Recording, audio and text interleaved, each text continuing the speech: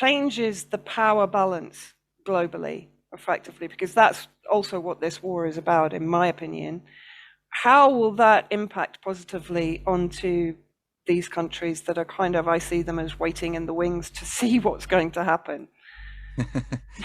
Yeah, no, I think that it's a really great thought experiment. And many of these countries that you've mentioned were already targeted by Mm, Henry Kissinger in his infamous NSSM 200 memo, which is more than a memo. It was really a 1974 program, a blueprint that completely reorganized America's foreign policy from being a policy which had tended at better times to be driven by the idea of helping poorer nations access high technology, new science.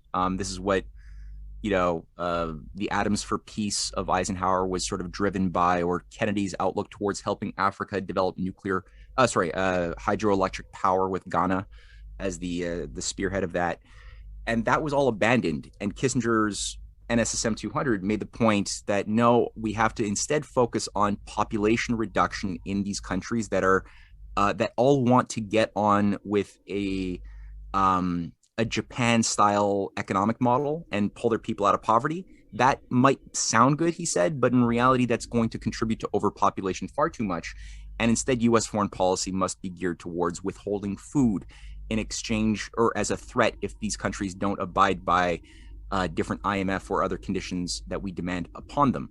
mhm. And he laid out 14 countries, of which Mexico, Pakistan, India, Iran were all on the list. Egypt, Ethiopia were on the list as well. I believe China was firmly in his mind, as well as Russia, frankly. Although they wouldn't say that at that point in 1974. This was declassified Mm, in 1989, by the way, and people can read this atrocious report. mm, What I believe that the so-called elite wish is to go back in time to the period where that was still possible to go back to the 1980s in the sense of go back to the way China was more beholden to the Western financial interests after Kissinger went in and made certain arrangements so that they would apply a sort of one-child policy. They would keep their society based upon poor sweatshops. Um, they want to literally, I mean, with the idea of a great reset isn't just economic, it's cultural too. They want to reset, or that means turn off and on, like basically erase the hard drive as they think of it. They think of human beings as a computer system in a sense. Erase the hard drive memory of these civilizations that go back thousands of years. Syria, Iran, the ancient Persian civilization, ancient Palmyra, I mean, of Syria. Um, China goes back 5,000 years or more. I mean, India, it's an ancient civilization. They want to literally cut all of that off and literally just bring a new type of humankind online that is made in the image of these technocrats.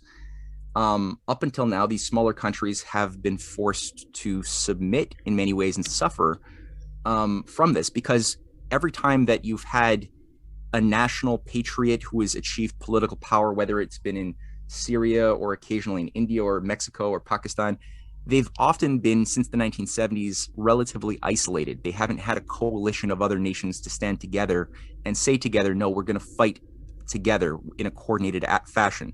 And because of that, people like Lopez Portillo, the president of Mexico, was picked off very quickly in '83. And since then, Mexico has been punished for 4 decades for Portillo's defiance. When he threatened to the international financiers at the United Nations in 1982, saying we cannot and thus will not pay these illegitimate debts. We are instead going to reorganize our debts. He thought he was going to be standing with the presidents of Brazil and Argentina and other South American countries, who basically they left him high and dry. They left him hanging, and by himself he couldn't resist. And Mexico has been punished ever since. Its currency has been devalued. Criminal enterprises have expanded, helped by the West as well. These different narco-terrorist groups have didn't just grow on their own terms. They have a lot of assistance by Wall Street and other intelligence agencies in the West, and this has been documented thoroughly. We've had cases as well of Indira Gandhi at various moments trying to do her part to resist certain threats by the IMF and World Bank and instead push for industrial activity. Her son was doing the same thing in a very difficult, complex situation, of course, Mm. and we know what happened to both her and her son, Rajiv. But again, you've never had a coalition of nations strong enough to stand together until now, where you have this Iran, Russia, China coalition of different ancient civilizations. Iran has been the most recent to sort of come on board officially with its $400 billion 25-year agreement with China and a similar parallel agreement with Russia on security, energy, other economic ties as part of this new multipolar system.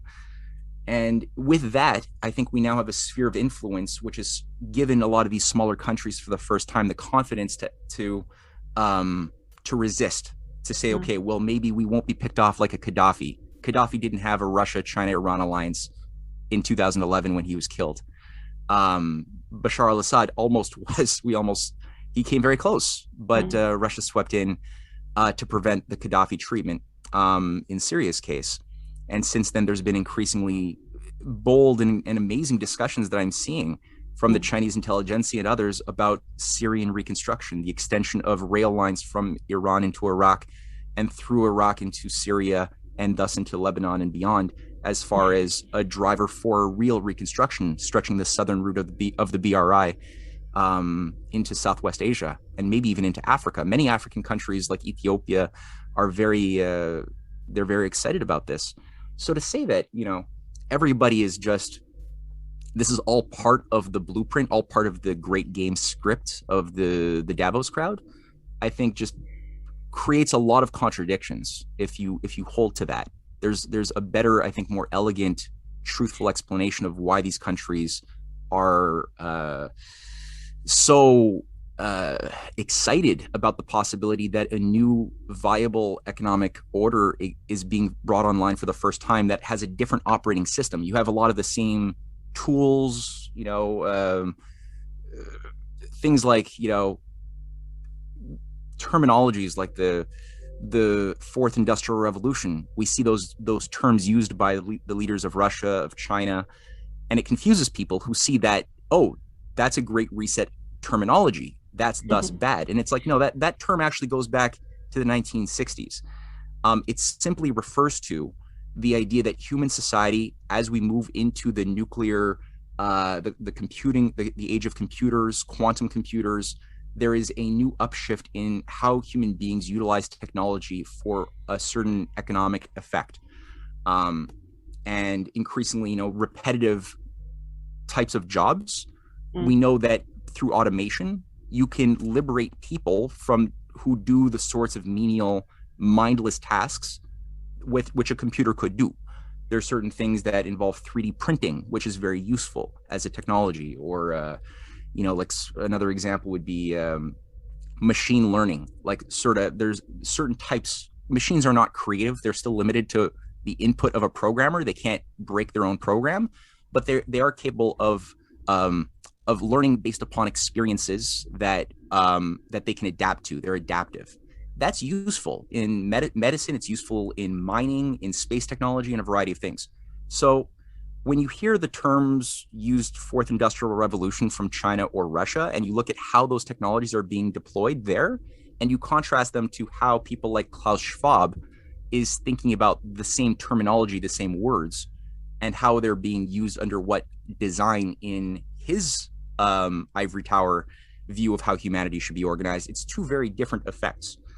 And I think that's why many of the countries, again, like you mentioned it, Pakistan, Mexico, many South American countries, Iran and others, they would rather that other paradigm, which actually sees human beings as something important and of intrinsic value, instead of the one that sees human beings like a parasite, to be maybe eliminated on behalf of, I don't know.